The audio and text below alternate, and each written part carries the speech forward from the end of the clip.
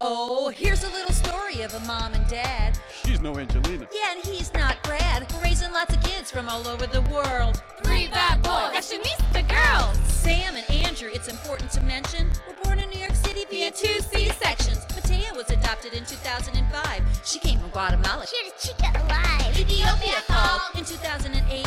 Adopted 3 siblings, Jared, Ella, and Grace. Adopted again in 2011. Alec came from Ukraine. Now we have 7. Hey, would you put on some pants? Mother the world. Hello, everybody out there in YouTube land. I am uploading this video. I guess I'm going to call it, originally I called it home stretching. It's really about extending yourselves, and it is a re-upload. So those of you who are new to YouParent, just please try to be a little bit forgiving, because some of the older videos, when I transfer them, it's not the same quality, but I have to transfer them because I'm trying to get everything over here that I can. But some of the audio might be a little bit funny, but what we're doing now is I'm uploading this video because I just reviewed it again, and it just really warms my heart because it reminds me of how we were really collecting all the paperwork for ALEC'S adoption, and just how, you know, it's stressful, all of the changes that you have to make. And oftentimes in life, when you're trying to do something fantastic and there's all this joy around the corner, there's simultaneously a sense of loss sometimes, and a sense of just, you know, there's the mystery of not knowing, so there's that added stress. So this video was shot during that time, and all of you know the rest of the story because we have Alec with us. But today I'm actually in a hotel room in New York, and I also am collecting video clips because I'm going to be playing another wedding this weekend, because that's what I do. So I'm making a little video about my day job, which I will probably upload Monday night. But I wanted you all to see this because I do want to eventually get all of my clips from my old channel over here, and so I think you'll be entertained if you haven't seen it. I'm trying to look for those clips that you haven't seen. And yes, there's some underscoring, there's all that stuff. We live and we learn, but just bear with it, and just for those of you who really want to know what it takes to adopt, and it takes some grit. It takes some grit to your heart and soul as you're going through the process, and for your family. But in the end, a million times worth it. So for those of you who are going through this stress right now as you're planning and going through the paper chasing of your adoption for your child, not knowing what will come, I can just reassure you, having adopted 5 different children, that as stressful as it can be, the joy is immeasurable. So this week was stressful. This week was amazing.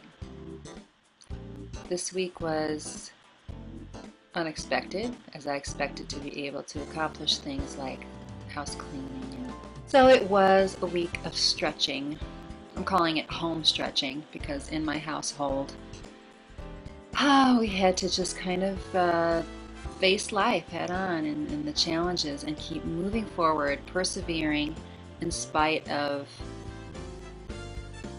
what appeared to be obstacles in our way. It has grown again. It's like it's alive. I have been at the Secretary of State's office about 3 or 4 times a week, and it has not been pretty. Here I am again. This is probably about the 10th time I'm going down to the Secretary of State's office. Was there yesterday, was there 2 days ago, was there the day before. Last week I was there several times. And yes, it's another day, and I'm back, oh my gosh, after the weekend, to pick up the final documents, I believe. Hopefully it's the final ones. They have refused documents. They've been rude. I was coming here to pick up 12 documents because we're on a tight schedule. So I came here and they couldn't find my documents anywhere. And it has not been pretty. It took an hour, but eventually they found them, and I was about to freak out. My blood pressure was like was a week of meltdown.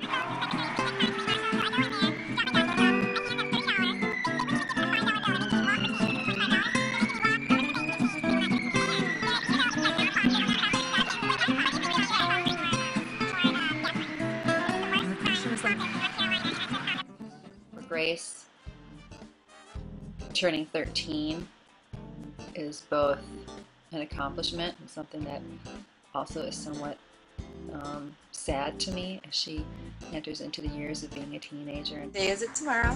My birthday. How old are you going to be? 13. Oh, look. You guys are so cute. I remember when Sam was 13. Yes. This purse with candy and whatever's in that purse. Oh,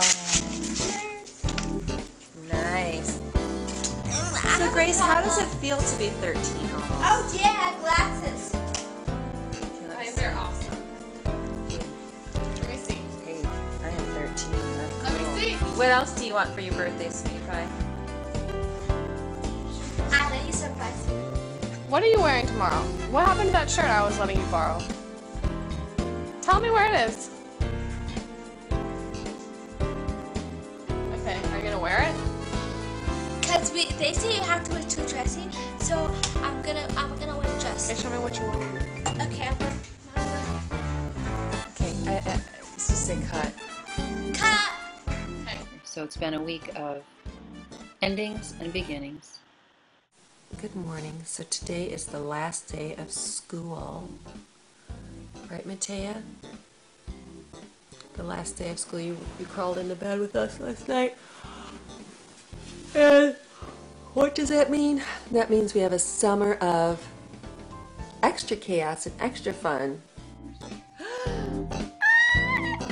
Can I get a picture too, guys? I know that this is like first thing in the morning, but hold on. Give me 1 second. Jared, get out of the way. I need to get a picture. Okay, can you put the cereal down for just a second? What's the plan today at school? Anything exciting for Grace's birthday? At school? No. Well, actually, we can take her to Chuck E. Cheese. Would you like to go to Chuck E. Cheese? It's a real. It's like for kids. And you're How not a kid? about Monkey Joe's? How about Monkey Joe's? What do you think teenagers should do for their birthday? Watch a movie at the movie theater.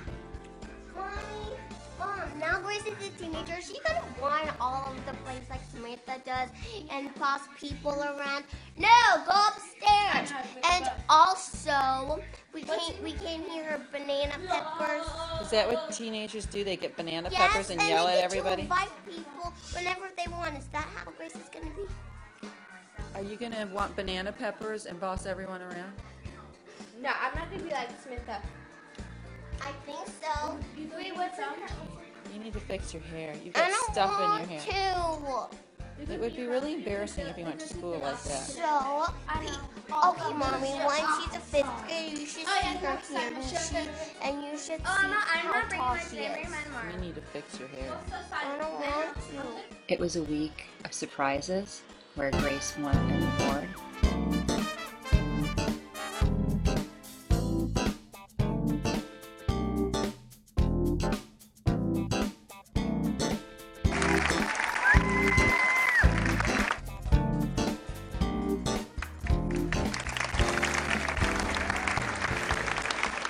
Laundry update. Laundry update. It's like Jabba the Hutt. Jabba the Hutt from Star Wars laundry. So it's like a universe of laundry. It's an island. Jared cried as he had to say goodbye to a first grade teacher. Hey, Jared, what's wrong? What happened? To see him get off the bus and cry over missing his teacher was both sad, and yet knowing that he's moving on to 2nd grade was a moment of pride for us as well. You're gonna miss your teacher? You're gonna see her next year. She won't be your teacher, but you'll see her. Come here, what? Look at me. You'll have a really nice 2nd grade teacher, I bet. Matea got off the bus, lost a tooth. Her baby teeth are going away. What? Oh! What happened? I lost my tooth. Show me your lipstick. I'm putting makeup on for my date. Show me your lipstick. That's my tooth. You're going on a date with Daddy. Show me your new tooth. Tell me the story about what happened to your tooth. My friend Kylie accidentally bumped me. Your friend Kylie accidentally bumped you at school? And then I was bleeding. Mr. Nobles had to pull it out. The teacher had to pull it out? Mr. Nobles, he's our guidance. Come here. Can I get a close-up? What? It was a week that ended with a romantic dinner with my husband and a really good night's sleep. This is a secret undercover camera at the steakhouse. Steak cam. This is the steak cam. I'm staking out the steakhouse. Oh boy. So, here I am. You speaking to me? I can't hear you. No, I'm speaking to the camera. Shh. So here I am, in the middle of my adoption. In the middle of my adoption process. It's been very, very stressful. It was restaurant week here in lovely North Carolina, which means we got things really cheap because we can't afford anything else. So here I am, and I'm feeling so much better. This will go home and a bunch of children will devour it. In 30 I seconds. think that there's an ebb and flow to life. When I think about stretching, I just think it's necessary. We talk about our comfort and wanting our comfort all the time, and I think that's a problem. I think people believe that they need to be comfortable and they need to be insulated from the world, and they need not to feel the pressure and not to feel the angst of life in order to live a good and happy life. In fact, some assume that if they delve into a situation that could possibly create a stretch out of where they want to be, that it would just not be a good thing. But I see it in a different way. I see that stretching ourselves, extending ourselves, challenging ourselves beyond our own personal, I guess, limitations where we think we can be, that when we stretch like that, really what we're doing is we're improving upon ourselves. We're getting stronger, we're getting wiser, we're getting bolder, we're becoming more mature. And yet we so oftentimes just want to remain comfortable and protected. And so I'm trying to teach my children to stretch too, that sometimes things don't feel good. But, you know, just like a great dancer or an athlete will stretch before they run the marathon, we need to do that too. We need to say, okay, I need to be strong enough to be able to walk through life and persevere through life, to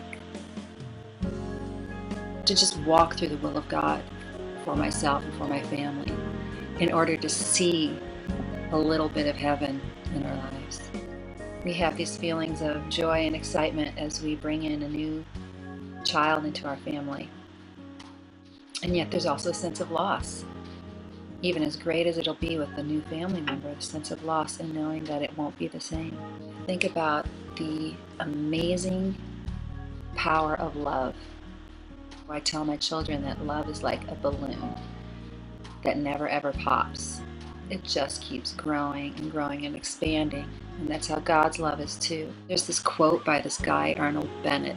It says, "The real tragedy is the tragedy of the man who never in his life braces himself for his one supreme effort, who never stretches to his full capacity, never stands up to his full stature."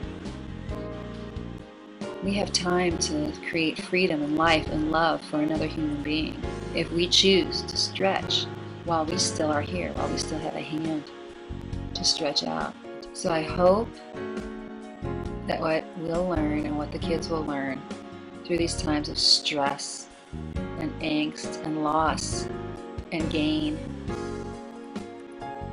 through losing baby teeth, through saying goodbye to 6th grade, to saying goodbye to a teacher, and saying hello to the teenage years, and saying hello to a new child in our family, and goodbye at the same time to what our family was.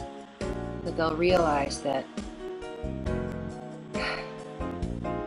when we stretch our hearts, when we stretch into places that we think that we are incapable of going. We are capable of anything, and we are capable of encountering God who stretched the most for us. So, as stressful as it was, we stretched, and we will continue to do so.